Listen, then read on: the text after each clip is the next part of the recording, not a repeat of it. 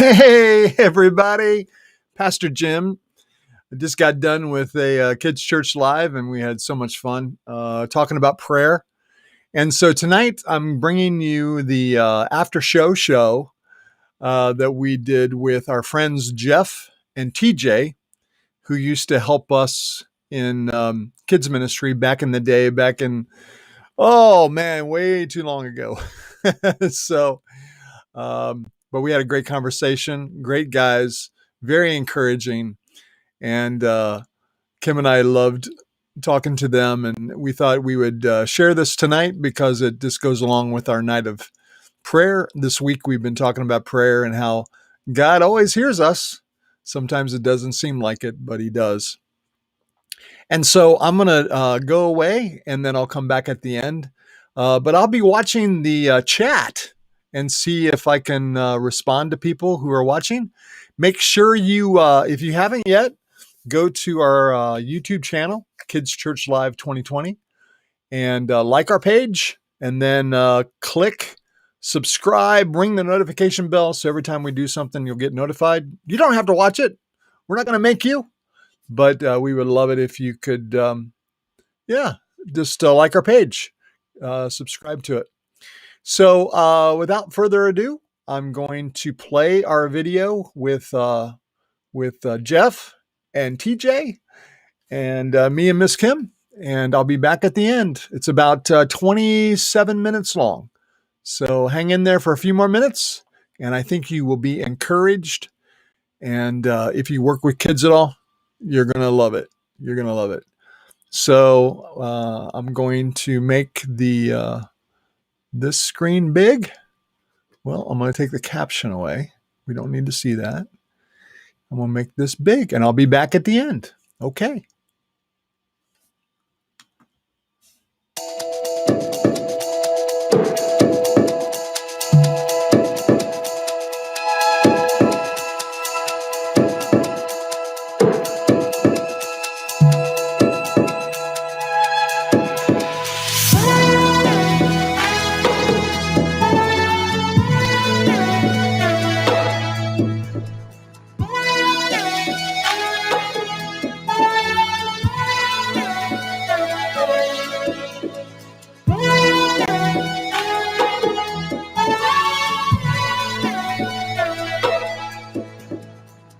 All right, I am here with TJ, right down there, TJ Candy. Hello. And then Mr. Jeff is right here, Jeff Kraft.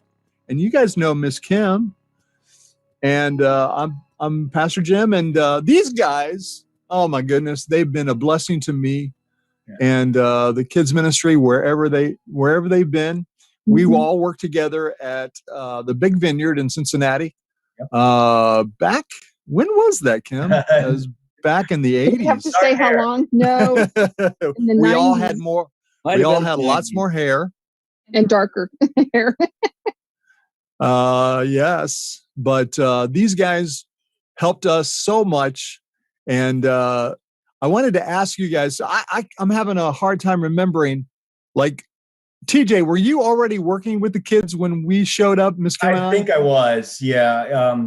My daughter, Tori, I think I get her age right. She's 33, and she went into the 2-year-old room. And so that's what got us started. Kind of like what we said before, where, you need help, and you jumped in. And as soon as I jumped in, that was that was it for me. And then I think you guys came not long after that. Oh, okay. And then Mr. Jeff, how did you get started? Yeah, well, when you guys came, I was working actually with teenagers, believe it or not. But when you guys came on the scene, my kids were all elementary or pre-elementary, and I needed to downshift from teen into children. So I one day asked you guys at some outing, "Hey, you need any help in children's ministry?" And the rest is history. Dangerous question. You never ask if you need help in kids ministry, man. Yep. It's an automatic. Oh yeah, and put your arm around the person and just. So what do you like to do? Mr. Jeff, I just remember he said, would you mind if I went into the 2-year-old room and the nursery and can I sit on the floor and play some songs? And I was like, oh man, that would be awesome. That would be awesome. And then that got you started like doing the story time and stuff with them too, didn't it? That's what got it started. And, I have to admit that that's where I met Mr. TJ and the aeronautical engineer that had a way with kids that which just blew me away. And I just his love for children and, of course, his wife, Judy, too. And just that first day, I think my first day was in the 2-year-old room. I was shadowing you guys. And but yeah, I always loved to play my guitar, and Pastor Jim and Miss Kim really encouraged that in me. And so, so I would bring it into the 2-year-old room, and we had to kind of like scale that down a little bit for 2-year-olds because they're a little scary. Now in the nursery, that didn't always go over so well, but you try. I think I traumatized a few kids in the nursery. I have so many stories of kids being traumatized by me. Yeah, that is. I could go on for days with stories like that. But how do you guys remember? I don't know if you remember when we first got there. We had 6 weeks where Kim and I just got to hang out and got to watch what was going on and got to meet with all the people and meet with parents. And were you guys at that first meeting that we had down in the great rooms? Yeah, TJ, were you there? I remember, I just my early recollection of when you guys stepped up and just, I was blown away by the quality of what you were doing, and I just remember the songs all of a sudden, because I really didn't play guitar until Jeff encouraged me, the Rhythm King. I'm rhythmically impaired, and then matched that up with you guys' songs, and I just thought this is the way children's ministry should go. I mean, we were doing ministry before, but when I saw what you guys were doing, it was like, hey, this is. I was drawn in. When anytime you guys had I seen any of your work, I was just drawn into it, and I thought, that's that contagious atmosphere that once the kids get it, the sky's the limit. Well, one thing that I remember about that meeting was we had done a lot of homework, meeting with a lot of parents and people that were involved. And we had a whole group of people that were helping with preschool that were getting paid to be there. Yeah. And they were, the 6 weeks that we were watching them, I mean, all they did was babysit. There was no ministry going on at all in the preschool side. And so we had like known we were going to have to shift some people around. And so we were asking all the people that were in elementary, because we had a feeling that once they didn't get paid anymore, that they were going to just all vanish. Yeah, sure. But we knew we had our bases covered. We also hired, I think Dana took over some of the responsibility of recruiting and putting people in places like where they were going to fit in the schedule. And that first meeting, I just remember thinking, oh my gosh, we have to pray. Yeah. We have to pray because we don't know what we're doing. When you're so dependent on God to show up and help you, navigate, because at that point the vineyard had 700 kids in the ministry. Yeah, I don't know if you remember that or not. I remember. I can't remember. At one point, I think I was doing 7 a weekend. Saturday and Sunday, and because I'm trying to think if you talk about that meeting. I think the first time, long time ago, my first recollections was actually being in, a session that you had led. And I think that, but I don't remember that specific meeting. Maybe I don't know. I might have been there. I've forgotten, but yeah, it definitely, the focus. When I came in, it just seemed like open field running. That you could do whatever ministry came to your mind and heart. And again, that I think what you guys brought was a structure that in an atmosphere that resonated with Jeff and I, and I think that's why things took off for us. Yeah. I think we need to explain a little bit about the vineyard. It was fast growth. Yeah. It was like a runaway train, just trying to keep up with, and so many people coming in that were new believers. Yeah. That were trying to find their way just in life themselves. So that was an exciting thing to be a part of, to walk in, run in. Yeah. Crush in. Remember the almost gridlock coming in. Yeah. I remember standing in the hallways directing traffic to get through those 3 hallways. It was so fun. It was an experiment in how do you package, how do you work with that package you have? Because I remember services getting added all the time. And I remember at one point, I think it was 2 Saturdays, 4, I think, on Sunday morning. Yep. And Sunday night. I think there was one on Sunday night as well. And it was, I always. So I'm sorry, TJ. I was just going to say, when my time came to move on from the ministry, I said I took up something easier, like marathons. Physically, yeah.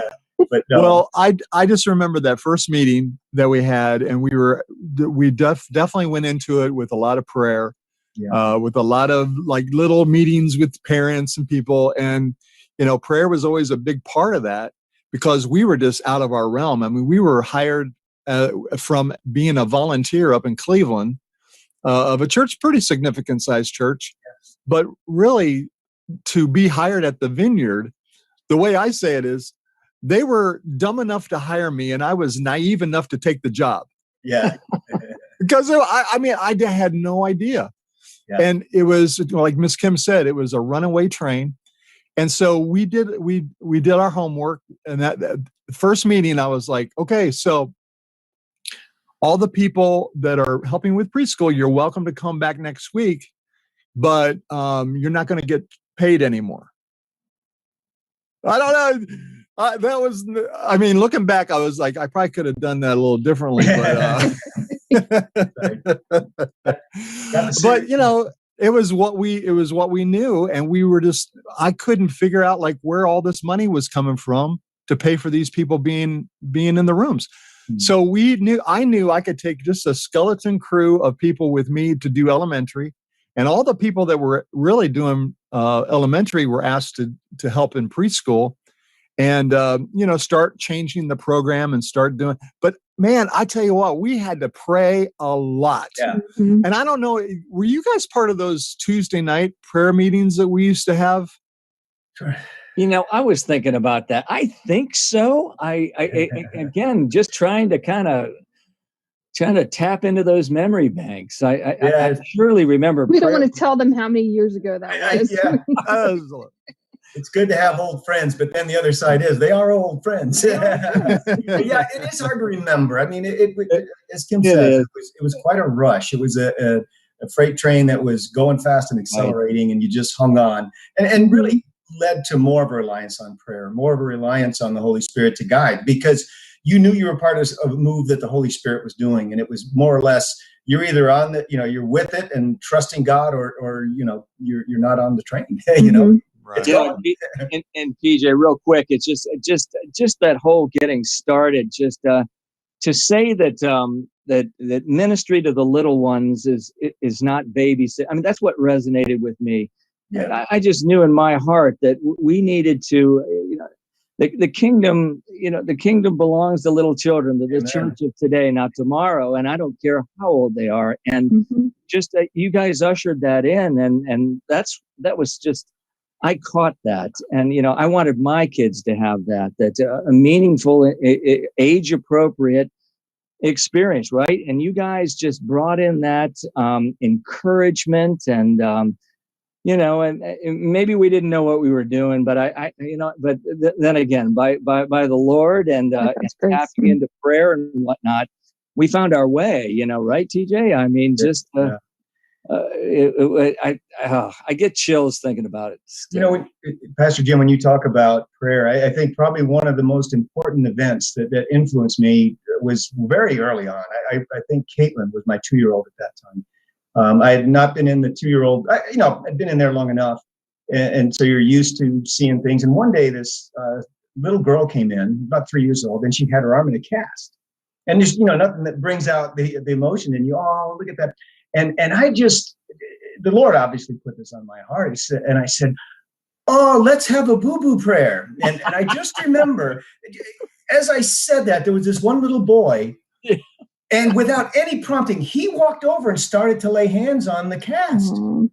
And I was blown away. So I went over and you know how kids are, if something normalizes, all of a sudden these hands came over, 2 and 3 year olds laying hands on, and we did a boo-boo prayer. And honestly, for the rest of the 18 years or whatever that I did it, that boo-boo prayers was always a big part of what we did. I think you coined that term, Mr. TJ. That was yeah, boo-boo prayers. I give you credit for that. Well, hey, that was that moment. It's well. Go ahead. One of the ladies we talked to last week from the Vineyard West Side, when we were helping plant that church with Tim Armston, she said that there was a 2-year-old. Her mom said, "Oh, I've got such a bad headache," and the little 2-year-old just walked over and put her hand on her and prayed in her 2-year-old little language. Yeah. And all of a sudden, her mom realizes her headache is gone. Wow. And it's just like, I mean, just the faith of a little 2-year-old. I mean, those boo-boo prayers, man, that is so good. Jeff, when we were meeting together on Tuesday nights, and we were helping support each other. We were becoming like a family because we were always there. Yeah. We were doing we did the 2 Saturday night, we did the 4 Sunday morning, we did the 1 Wednesday night, and then they added the Sunday night. And it was like everybody like who needed lunch that was going to go back to church and do Sunday night came down to our house, and we just all laid around and ate and laughed and like took naps wherever we could find a spot. And because we were becoming a family, we were becoming. And that prayer that we did on Tuesday nights helped solidify that, because we started to realize, man, we're just a bunch of broken people here, right? And we all need assistance, and we all need help, and we want the kids to understand that we have a dependence on God. Absolutely. That it's not us. Because we knew a little bit, we knew just enough to get in trouble, really. Yeah.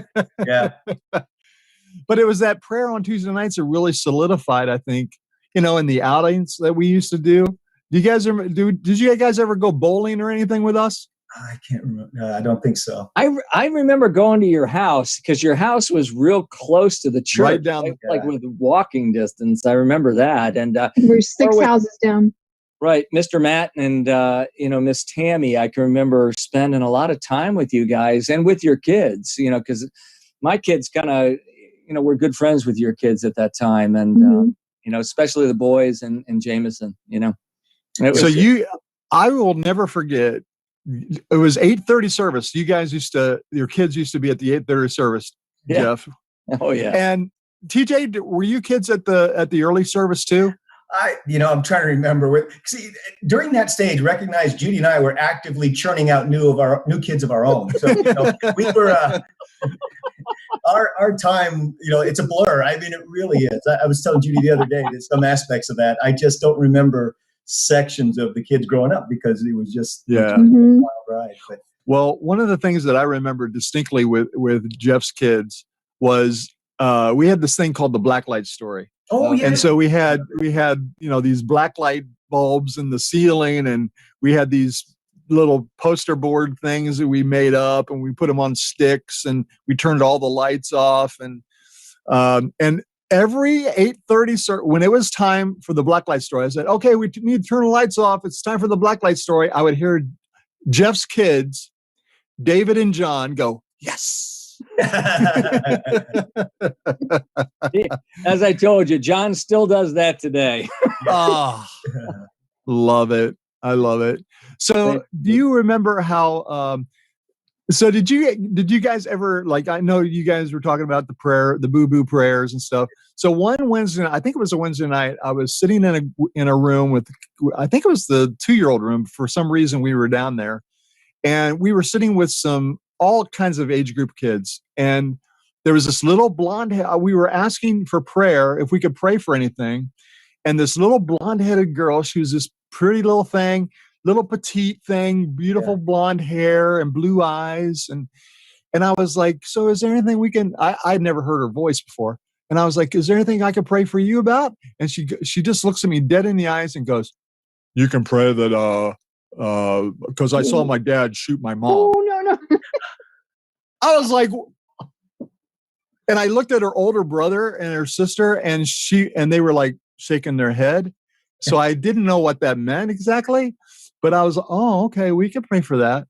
And then later I was asking her brother and sister, I was like, so what's the story there? And they were like, well, it's true. Our dad shot our mom. She survived, but she's heard that story so much, she thinks she was there. Oh my God. And it reminded me that these kids, I mean, they look so beautiful and handsome and pretty on the outside, but some of the things that they're going through is amazing. Yeah. And they are being asked to deal with adult problems, really. Yeah. At such a young age.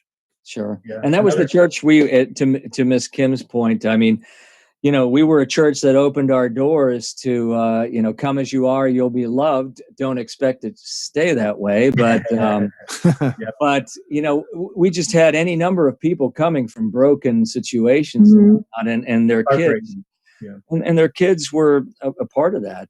But what a privilege to be, in a position to try to serve those kids. I mean, it's messy. But isn't that what the kingdom's supposed to be? Exactly it. Right. And PJ, the thing that for me, even doing this years later, is you may only have one chance at a kid. I'm at I'm at the North Star Community Church these days. It's an old vineyard plant, not a vineyard church anymore. It doesn't matter.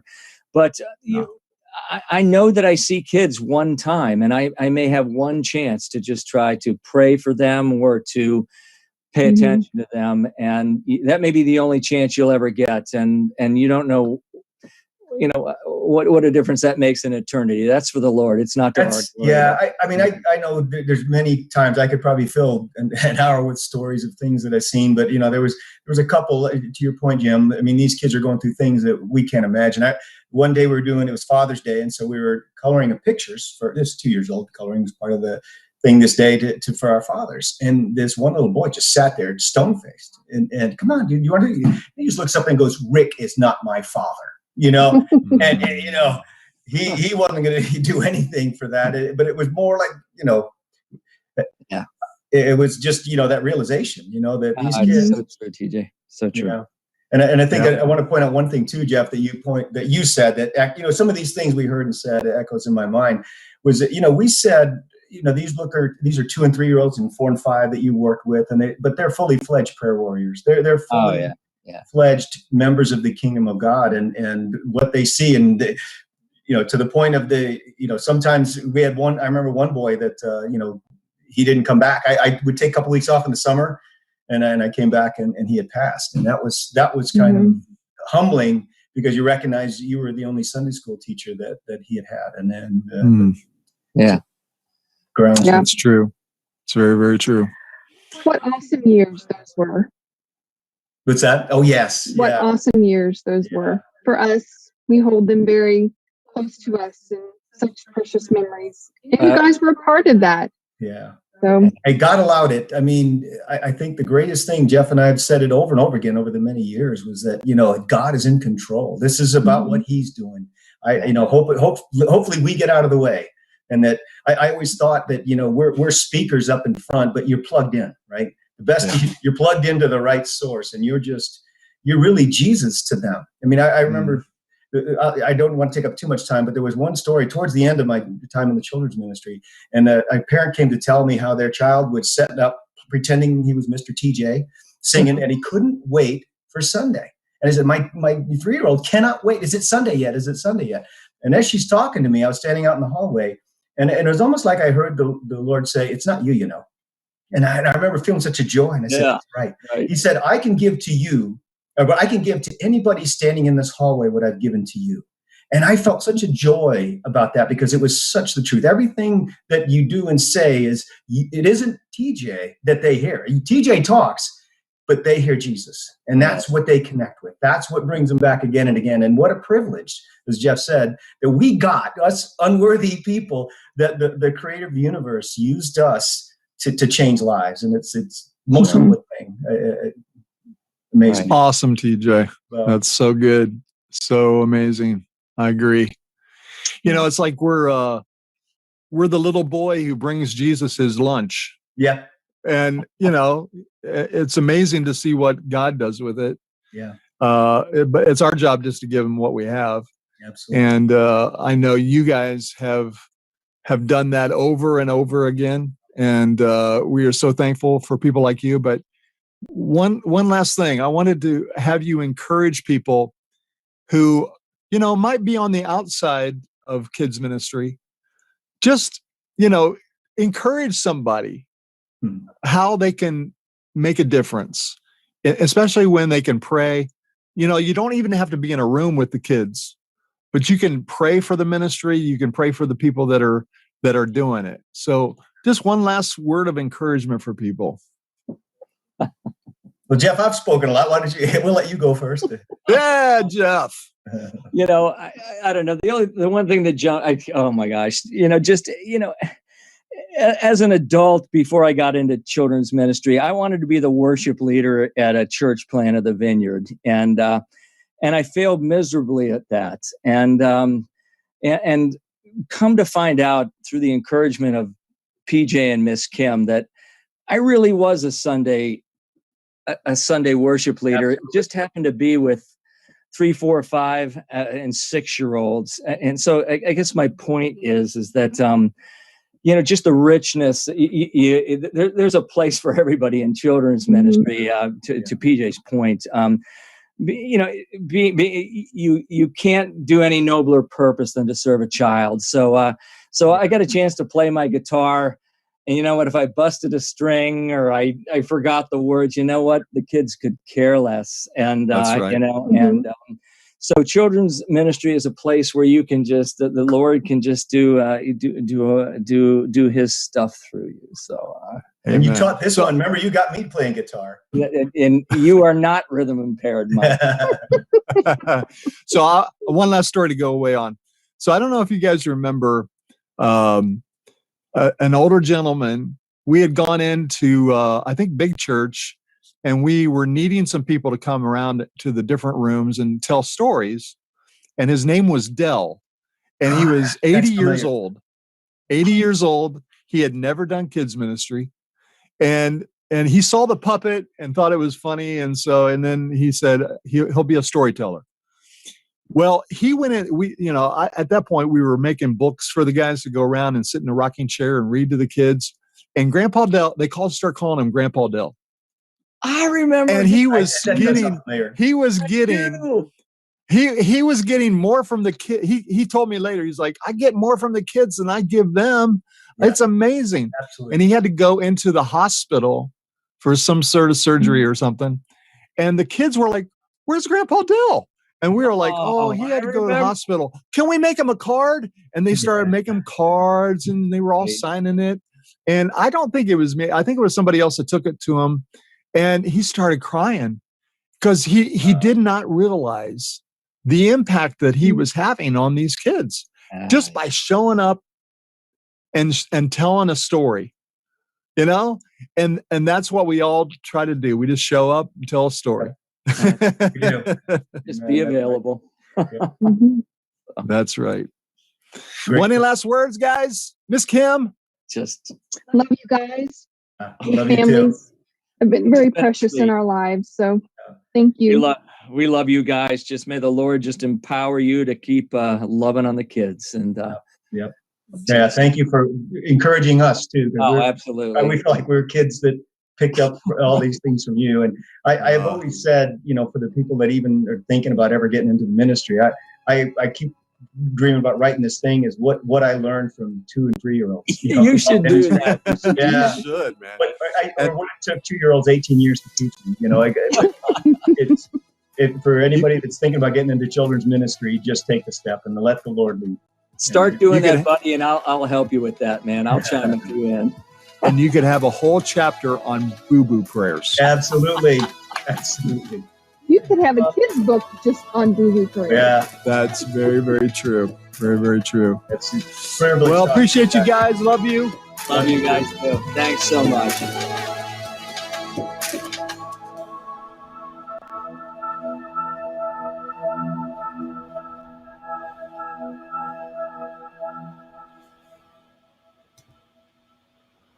Oh, that was so good.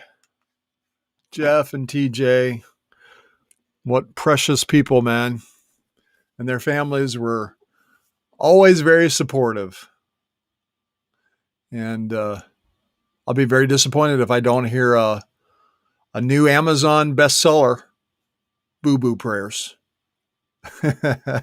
So good. All right. Well, tomorrow night we're going to have a Zoom call at 7 p.m. with my Aunt Linda. I think it's about 25 minutes, but I think it'll encourage you.